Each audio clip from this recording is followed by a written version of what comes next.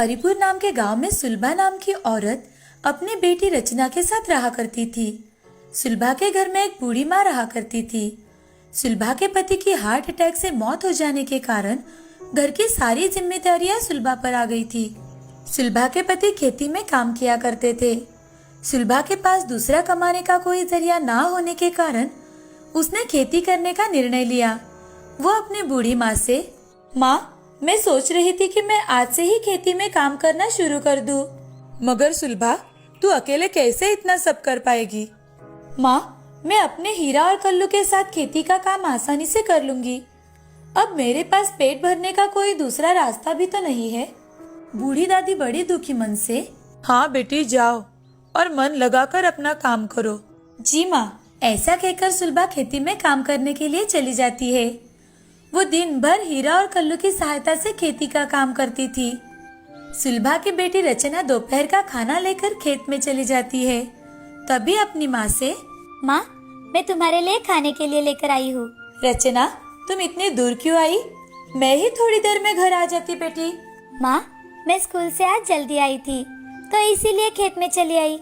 रचना हीरा और कल्लू के पास जाकर उनसे बातें करने लगी। हीरा, कल्लू, तुम भी बहुत थक गए होंगे ना? मैं तुम्हारे लिए अभी हरी घास लेकर आती हूँ। ऐसा कहकर रचना थोड़ी हरी घास लेकर आती है। हीरा और कल्लू हरी घास देखकर बहुत खुश हो गए और वो दोनों हरी घास खाने लगे। ऐसे ही दिन बीत रहे थे। सुलभा खेती पर बहुत ध्यान दिया करती थी। खेती करते करते सुलभा अपने परिवार तथा बैलों का भी ख्याल रखा करती थी। ये देख हीरा और कल्लू बहुत खुश थे। एक दिन बूढ़ी दादी और सुलभा फसल काटने के लिए इस खेत में गए हुए थे। तभी फसल काटते समय सुलभा के पैर के पास एक बहुत बड़ा सांप आया। हीरा ने सांप को देख लिया। तभी हीरा दौड़ते हुए सुलभा के पास आया। हीरा को ऐसा दौड़ता देख सुलभा बहुत डर गई। तभी हीरा ने सुलभा के पास आकर अपने सींगों से उस सांप को उठाया और दूर फेंक दिया।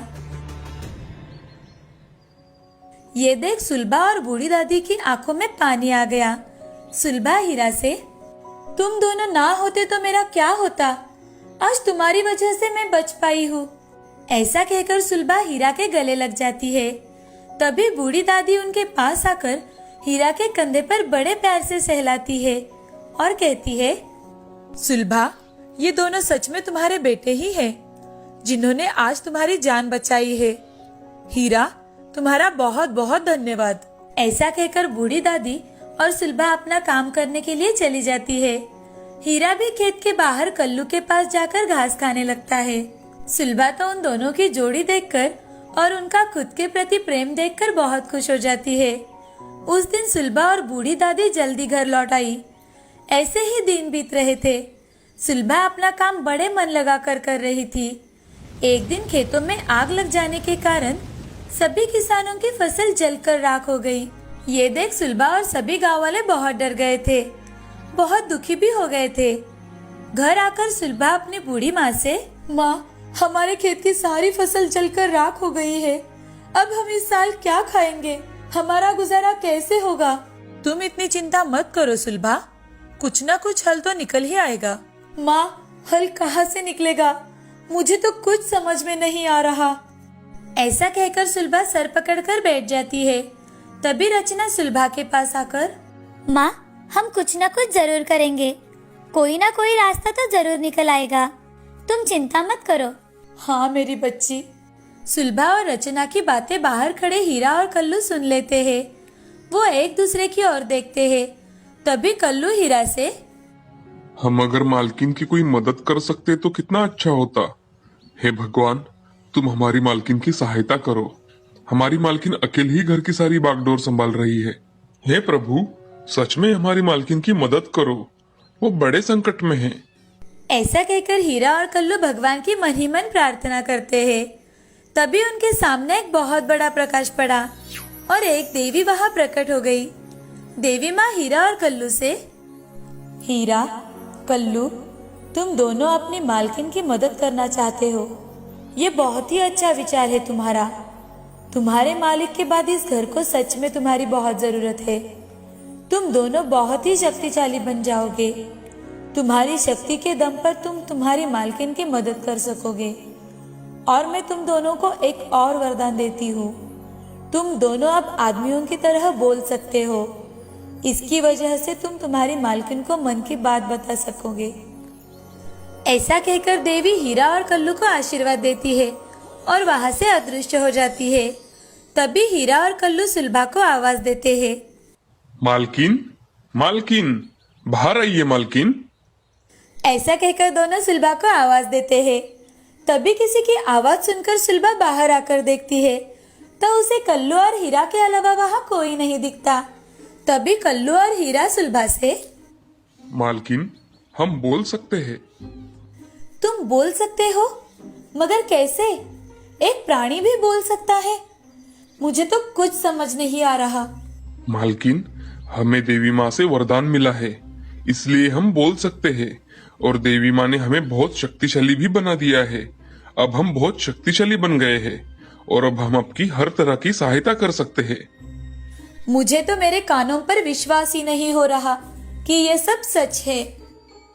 ये सब सच है मालकिन। ऐसा कहते ही सुलभा दोनों की पीठ बड़े प्यार से थपथपाती है। उन दोनों के कंधे पर हाथ फेरकर सुलभा घर में चली जाती है। वरदान की वजह से हीरा और कल्लू आज बहुत खुश थे। अगले दिन हीरा और कल्लू को घास डालने के लिए सुलभा आती है।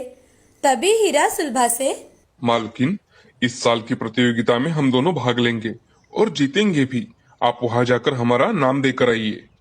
वो प्रतियोगिता बहुत खतरनाक होती है हीरा, मैं तुम दोनों को खतरे में नहीं डाल सकती। मालकिन, हमें इससे कोई तकलीफ नहीं होगी। हमारे साथ देवी माँ का वरदान है और आपको इससे थोड़ी मदद हो जाएगी। ठीक है, तुम दोनों कहते हो तो मैं नाम लिखवा कर आती हूँ। ऐसा कहकर सुलभा वहां से चली जाती है और प्रतियोगिता में दोनों का नाम लिखवा कर आती है। 2 दिन बाद प्रतियोगिता होती है। प्रतियोगिता में गांव वालों के साथ साथ आसपास के गांव वालों के बैल भी शामिल थे। उसी प्रतियोगिता में हीरा और कल्लू दोनों भी शामिल हो जाते हैं। सभी अपनी अपनी गाड़ियों के साथ प्रतियोगिता में हिस्सा लेते हैं। सुलभा भी हीरा और कल्लू के साथ अपनी गाड़ी लेकर आती है। प्रतियोगिता में सुलभा के बैल पहले नंबर पर आकर जीत जाते हैं। सुलभा और गांव वाले बहुत खुश हो जाते हैं। सुलभा को प्रतियोगिता का इनाम 20,000 रुपए दिए गए। सुलभा अपने बैलों के साथ घर लौट आती है। बूढ़ी दादी माँ हीरा और कल्लू की आरती करती है और उन्हें अच्छे अच्छे पकवान खाने के लिए देती है। ये देख कल्लू। दादी माँ, आपने इतना सब हमारे लिए किया। आज तुम दोनों ने प्रतियोगिता जीतकर हमें बहुत मदद की है, इसीलिए। हाँ माँ, आप सच कह रही है। ये दोनों सच में मेरे बेटे ही है। रचना के पिताजी जाने के बाद मुझे इनका बड़ा सहारा मिला। मालकिन, ये आपका बड़प्पन है जो आपने हम जैसे जानवरों को बेटा बनाया। ऐसा कहकर हीरा और कल्लू उनका खाना खा लेते हैं और आराम करने चले जाते हैं। सुलभा भी 2 बेटे मिलने की खुशी में बहुत खुश थी। आज सुलभा को रचना के साथ साथ जीवन में 2 बेटे और मिले थे। वो भगवान से हाथ जोड़कर, हे भगवान, आपने मुझे इतने अच्छे बेटे दिए हैं कि मैं आपको बहुत बहुत धन्यवाद देती हूँ। मैं हमेशा आपकी आभारी रहूंगी। ऐसा कहकर सुलभा भगवान के सामने हाथ जोड़ती है। अब हीरा और कल्लू की सहायता से सुलभा अपने कठिन से कठिन काम कर लिया करती थी। उन दोनों की सहायता से सुलभा अच्छे से जीवन बिता रही थी। इसीलिए दोस्तों, प्राणी भी हमारे जीवन का एक हिस्सा है। अगर उन्हें भी आदर तथा प्रेम दिया तो वो बदले में हमें प्रेम ही देते हैं। इस कहानी से हमें ये सीख मिलती है कि प्राणी भी हमारे जीवन का एक हिस्सा होते हैं, इसीलिए उन्हें भी आदर और प्यार दे।